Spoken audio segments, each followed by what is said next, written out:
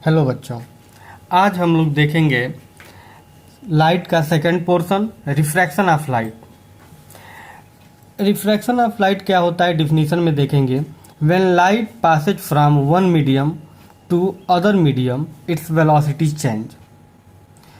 बोल रहा है कि लाइट एक मीडियम से दूसरे मीडियम में पास करता है तो इसकी वेलोसिटी क्या होती है, चेंज हो जाती है।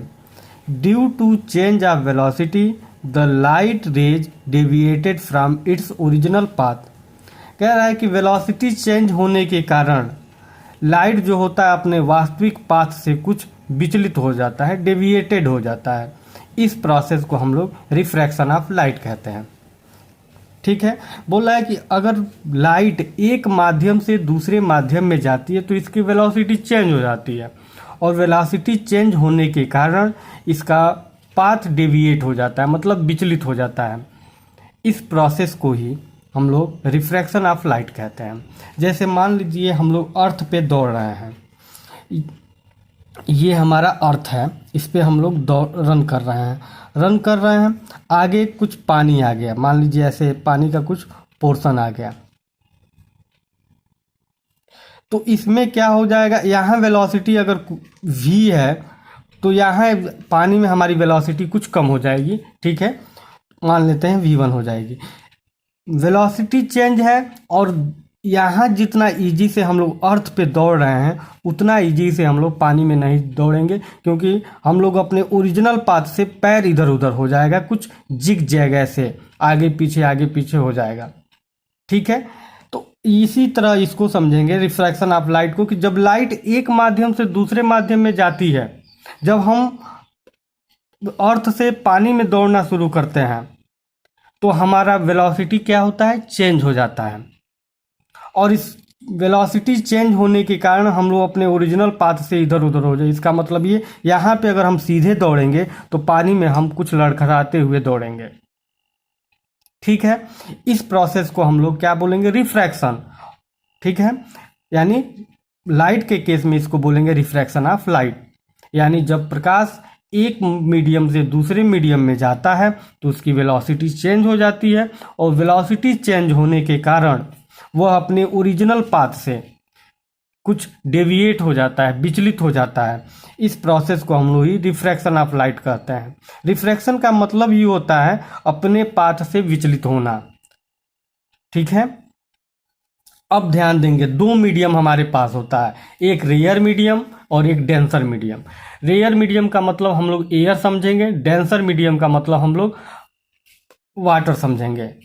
ठीक है, जैसे दो केस में लाइट पास करा के हम लोग देखेंगे। जैसे ध्यान देंगे, अगर ये इंसिडेंट रे, हम लोग पीछे रिफ्लेक्शन ऑफ लाइट में इंसिडेंट रे, रिफ्लेक्टेड रे और रिफ्रैक्टिव इंडेक्स, रिफ्लेक्शन सरफेस वहां पे पढ़ चुके हैं।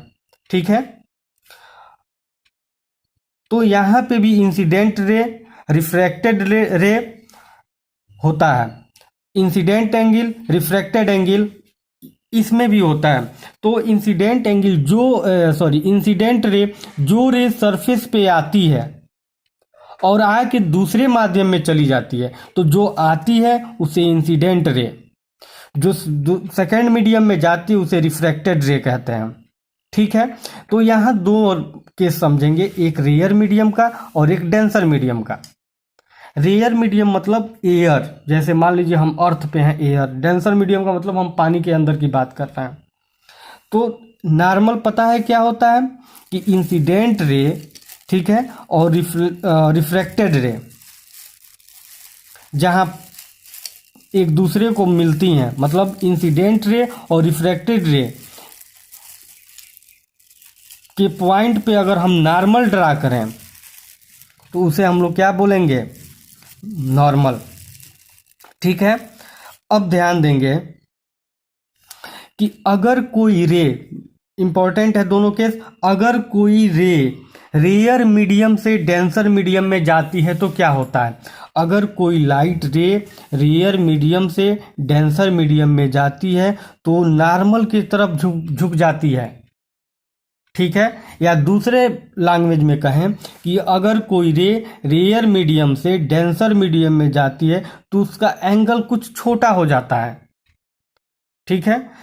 इस केस में इंसिडेंट एंगल जो होता है वो बड़ा होता है, किससे? रिफ्रैक्टेड एंगल से। इंसिडेंट एंगल रिफ्रैक्टेड एंगल से बड़ा होता है, क्लियर है। अगर इंसिडेंट एंगल 45 डिग्री का है तो रिफ्रैक्टेड एंगल 30 डिग्री का होगा, यानी नॉर्मल की ओर झुक जाएगी। कब? जब कोई लाइट रे रेयर मीडियम से डेंसर मीडियम में, यानी हवा से पानी में कोई लाइट आता है तो नॉर्मल की ओर झुक जाता है, ठीक है। अब दूसरा केस हम लोग देखेंगे। अगर कोई लाइट रे डेंसर मीडियम से यानी पानी से हवा में आए तो क्या होगा? अगर कोई लाइट रे डेंसर मीडियम से रेयर मीडियम में आता है तो नॉर्मल से दूर हो जाता है। ओरिजिनल पाथ तो ये है, ये डॉटेड जो है वो ओरिजिनल, ऐसे सीधा आना चाहिए, लेकिन ऐसा ना आके वो नॉर्मल से दूर हो जाता है, क्लियर है। इस केस में क्या होता है, जो इंसिडेंट एंगल होता है वो छोटा होता है, किससे? रिफ्रैक्टेड एंगल से, क्लियर है। इंसिडेंट एंगल क्या होता है? छोटा होता है रिफ्रैक्टेड एंगल से, ठीक है। तो इसी का डिफिनीशन हम अगले पेज में देखेंगे, ये दिया है। There are two cases are considering in refraction of light. दो केस कंसीडर होता है रिफ्रैक्शन ऑफ लाइट में। पहला, when light ray enters from rare medium to denser medium it bends towards normal. अगर कोई लाइट रे रेयर से माने हवा से पानी में आए तो नॉर्मल की ओर झुकता है, इतना याद रखेंगे। अगर कोई लाइट हवा से पानी में आता है, हवा मतलब रेयर मीडियम, पानी मतलब डेंसर मीडियम। रेयर मीडियम का मतलब ये कि जहाँ सांस लेना इजी हो, डेंसर मीडियम का मतलब ये समझेंगे जहाँ सांस लेना थोड़ा कठिन हो, पानी के अंदर कठिन होता है। तो डेंसर मतलब हवा एक दूसरे के बहुत करीब हो, डेंस मीडियम, ठीक है, सांस लेने में कठिनाई हो। तो जब लाइट रे रेयर से डेंसर में आता है तो रे नॉर्मल की ओर झुक जाती है। अगर वह दूसरा वही दिया, when light ray enters from denser medium to rare medium it bends away from the normal. Normal से दूर हो जाती है। जब डेंसर से रेयर में जाती है तो क्या होता है? नॉर्मल से दूर हो जाती है। अब देखेंगे लॉ ऑफ रिफ्रैक्शन। वहां भी रिफ्लेक्शन में भी हम लोग दो लॉ देखे थे, रिफ्रैक्शन में भी हम लोग दो लॉ देखेंगे। पहला क्या है कि द इंसिडेंट रे, रिफ्रैक्टेड रे and normal at the point of incident lie in same point. पहला रूल सेम है। वहाँ क्या था? जहाँ यहाँ रिफ्रैक्टेड है वहाँ रिफ्लेक्टेड था, वहाँ भी सेम था, लेकिन केवल रिफ्लेक्टेड यहाँ पे है, सॉरी रिफ्रैक्टेड है, वहाँ रिफ्लेक्टेड था, ठीक है। अब दूसरा इसका देखेंगे, the ratio of sine, sine मतलब साइन थीटा कास थीटा, वो वाला sine. The ratio of sine of angle incident. Sine of angle incident का मतलब ये, इंसिडेंट एंगल को कैसे किससे डिनोट करते हैं? आई से। तो साइन ऑफ एंगल इंसिडेंट का मतलब साइन आई, क्लियर है। तो ध्यान देंगे, रेशियो का मतलब डिवाइड यानी भाग देना। The ratio of sine of angle incidence to the sine of angle refraction. Sine of angle refraction को किससे डिनोट करते हैं? आर से ना। तो एंगल साइन आर, क्लियर है ना। The ratio of sine of angle of incidence यानी sine i to the sine of angle of refraction sine r is a constant for any two medium and for same colour of light.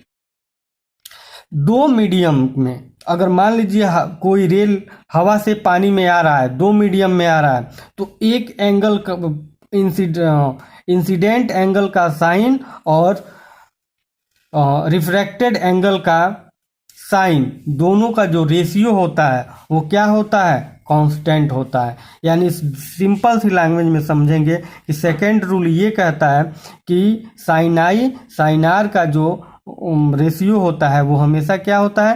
Constant होता है, ठीक है। नीचे देखेंगे, दो point दिया है। This constant is called refractive index. Index अब हम अगले पोर्शन में पढ़ेंगे रिफ्रैक्टिव इंडेक्स के बारे में। तो यहाँ समझ लेंगे दिया क्या है कि दिस कांस्टेंट, मतलब ये कांस्टेंट जो आता है उसको हम लोग बोलते हैं refractive index of medium 2 with respect to medium 1। मतलब इंडेक्स का मतलब कितना डिफ्लेक्शन हुआ। मान लीजिए पहले अभी बताया ना एंगल चेंज होता है, तो उसी को डिफ्लेक्शन इंडेक्स बोलते हैं, उस डिफ्लेक्शन को इंडेक्स बोलेंगे यहाँ पे। रिफ्रैक्टिव मतलब एक मीडियम से जब दूसरे मीडियम में गई रे तो कितना डेविएशन हुआ, उसको हम लोग बोलेंगे रिफ्रैक्टिव इंडेक्स। तो बोल रहा है ना कि this constant is called refractive index of medium 2, मतलब दूसरे में ही तो हुआ, किसके कारण हुआ, विथ रिस्पेक्ट टू मीडियम 1। 1 से 2 में आया तो 2 में डेविएशन हो गया, मतलब इधर उधर भाग गया। तो कितना भागा उस क्वांटिटी को हम लोग बोलेंगे रिफ्रैक्टिव इंडेक्स। ठीक है, it is denoted by small n. The second law of refraction is also known as Snell's law. अगर बोले पेपर में कि स्नेल्स लॉ को डिफाइन करिए तो सेकेंड लॉ यही sine i by sine r is equal to constant is called Snell's law. Clear है। तो आगे हम लोग अगले वीडियो में देखेंगे कि रिफ्रैक्टिव इंडेक्स क्या होता है, रिलेटिव रिफ्रैक्टिव इंडेक्स क्या होता है, और इससे आगे और भी डिफिनीशन जो होंगे देखेंगे अगले वीडियो में। Thank you.